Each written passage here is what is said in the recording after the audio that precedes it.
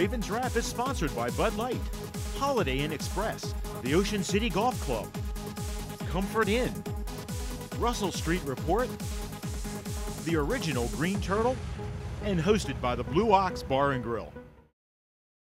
In April 1959, Art Wall won the Masters, edging out Carey Middlecoff and Arnold Palmer by finishing birdie, birdie, birdie, par birdie. 1 month later, Ocean City Golf Club celebrated the opening of their first 18 holes. That course has been transformed now into one of the most scenic golf layouts on the East Coast. Come experience 36 of the most beautiful and challenging holes you'll find anywhere.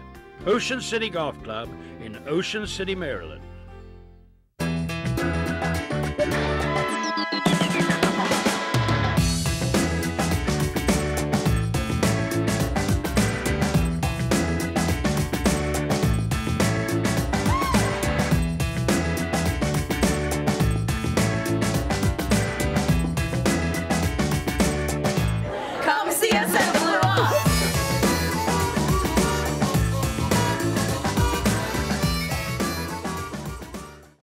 Welcome back. It is the original Green Turtles Ravens Wrap show here on Comcast Beach TV and Delmarva's Rock Radio 93.5 The Beach, the home of the Ravens. We are broadcasting from the Ravens Room here at the Blue Ox, 127th Street and Coastal Highway in Ocean City with Ravens Roost 44. As always, give yourselves a hand.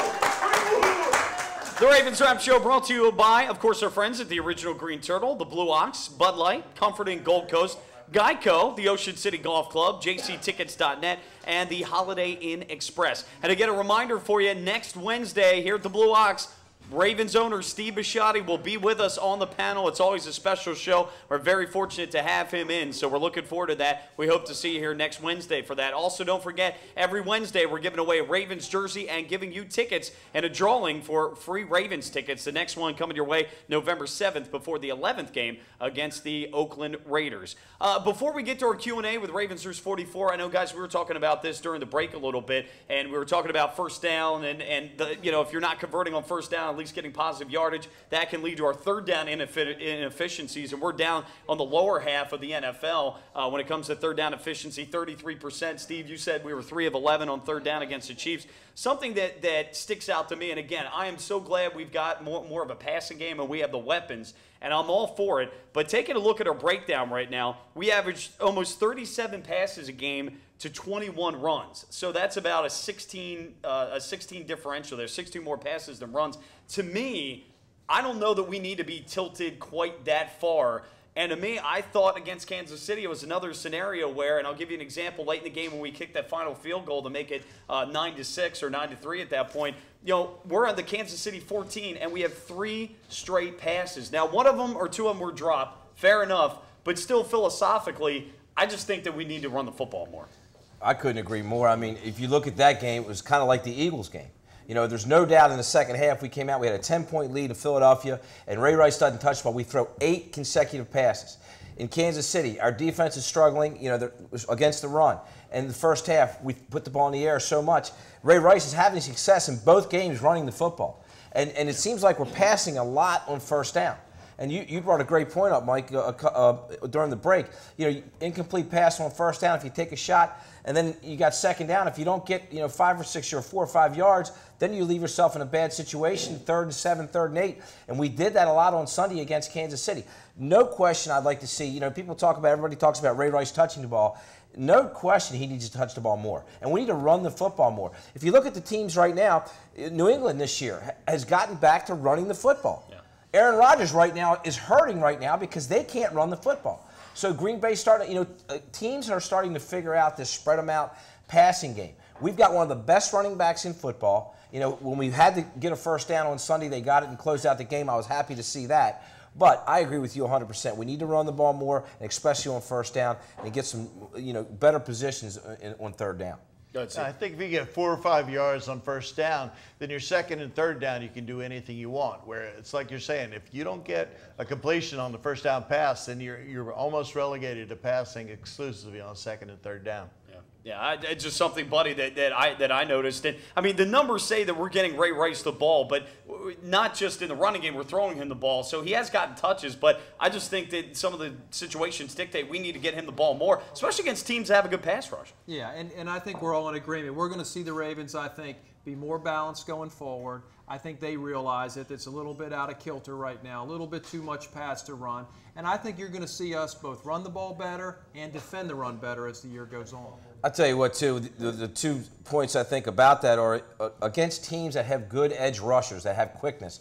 And the Eagles had that, and Kansas City had that. Even Cleveland got to us a little bit. Yeah. Michael or Assembly, they'll struggle, particularly on the road when you can't hear the snap count. So if you know they're going to struggle against the 2 good edge rushers, that's the perfect time to run the football. Yeah. Take the pressure off your rookie tackle and a guy who's learning how to play left tackle, again, a Mike Orr, who sometimes struggles against guys that are quick on the edge.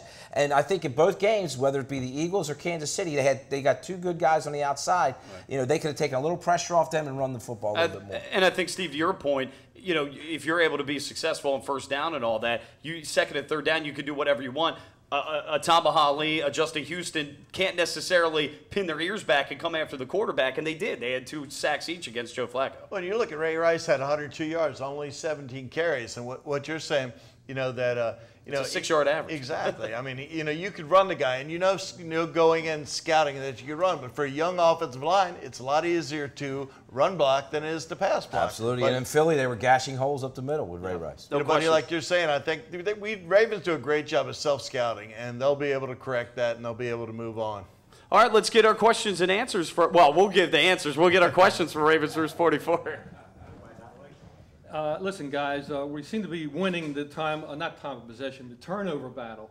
However, in Philadelphia, we had, 4 turnovers and only lost by 1 point. In Kansas City, how many turnovers did we have and barely hang on for 3? In fact, if Castle doesn't fumble down on the goal line, it's a 10-9 game maybe. When are we going to take advantage of this turnover battle? When are we going to take advantage and get some time of possession in our favor and look like a team that can put away teams?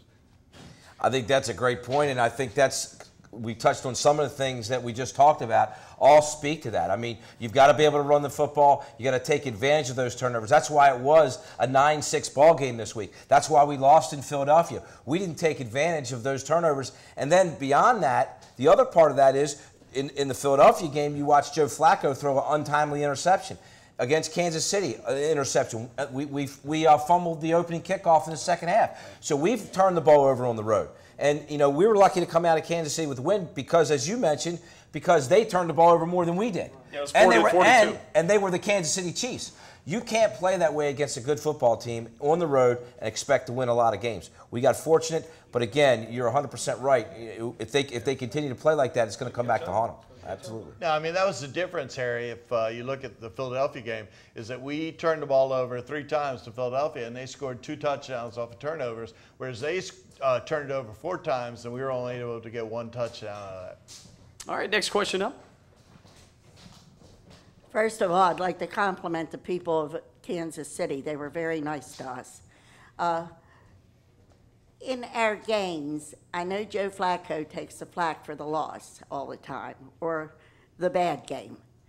But how about our receivers that can't seem to catch the ball? What do they need, sticky glue? I think they need something. I think that was a big story. We talked about that a little bit earlier. You know, he had 5 drops and a couple on third down, and a couple that could have been big plays. Vontae Leach dropped 1, Bolden dropped 2. You know, even Dennis Pitta, who's probably has the best hands on the team, dropped 1. So, you know, it's a situation where that can't happen. Again, just like with the turnovers, right. You can't have drops. Bolden dropped 1 that was probably going to go for 40 yards. That changes the whole complexion of the game if they make those catches. So, you know, I'm sure that was, and it was in John Harbaugh's press conference on Monday. He goes, that's something that's unacceptable. We can't have that. And believe me, that's something they're talking about. And the receivers they're professionals. They take a lot of pride in that, and they don't like dropping passes. So, you know, we've got guys that can catch the ball. It's interesting. The one guy that we thought would have the questionable hands would be Torrey Smith, and he's been catching everything thrown his way pretty much. I think that's a good point, is that you know, their drive stopping catches. You know, you take a 40-yard catch out of the drive, you know, that pretty much takes it from being, hey, we're going to a touchdown, to, hey, we're punting. You know, and I said this a couple weeks ago on the show. I said, you know, the truth is when Joe Flacco takes all this heat, if a couple of our receivers could have held onto the ball in key moments, if Anquan Bolden could have caught the ball a couple years ago against the Steelers in Pittsburgh, we might have went to a Super Bowl. And if T.J. Houshmandzadeh holds onto the ball, we may have went to another Super Bowl. And obviously, the big one is Lee Evans. So, you know, catching the football is pretty important. And when Joe Flacco takes a lot of flack, you know, I'm one of the guys that definitely comes to his rescue. Yeah, and catching the ball has not been an issue up until this point for the Ravens this year. So they had a bad game, and I think they'll move on from that hopefully. But they were some big drops, no question. Hi, I have a question, and the Gecko has a question. My question is a little off cuff. Thursday night, Steelers against the Tennessee.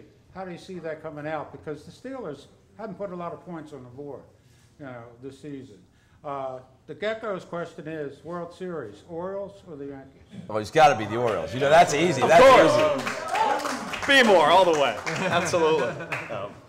Well, I just say this. First of all, it's a great time to be a Baltimore sports fan. You know, you lived in Baltimore for a number of years. I grew up there. I was just up in the city yesterday. There's just an excitement in the air. You know, I listened to talk radio this morning coming back to Ocean City.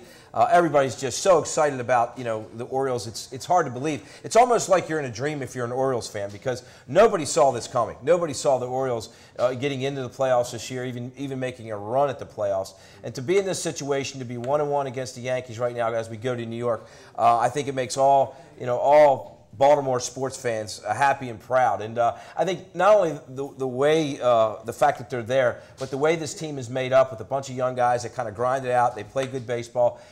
It just kind of speaks for what the Orioles have done this year. I mean, the surprising thing is, you know, doing the sports show once a week up in Baltimore, talking Orioles and exclusively Orioles a day before a Ravens game when no one wants to talk to Ravens, that's unbelievable. And we've not had that in the 5 years on 105.7 the fans existed, so it's crazy.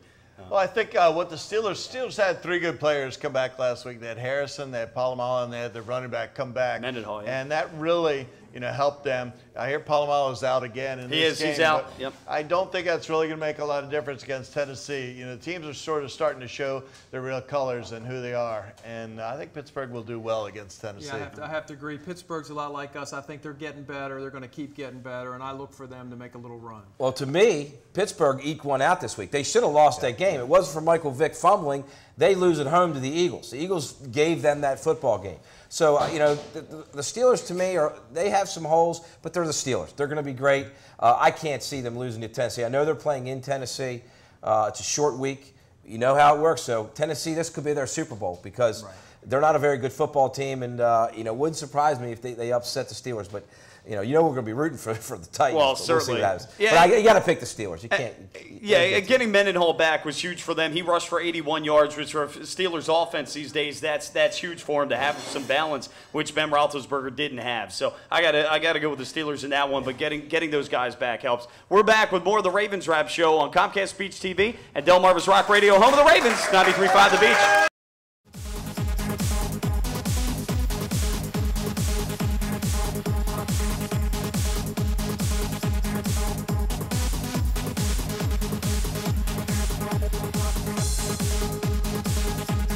Ravens Wrap is sponsored by Bud Light, Holiday Inn Express, the Ocean City Golf Club, Comfort Inn, Russell Street Report, the original Green Turtle, and hosted by the Blue Ox Bar and Grill. Welcome to the Comfort Inn Gold Coast. Conveniently located just 1 block from the beach and adjacent to shopping at the Gold Coast Mall and the movie theater.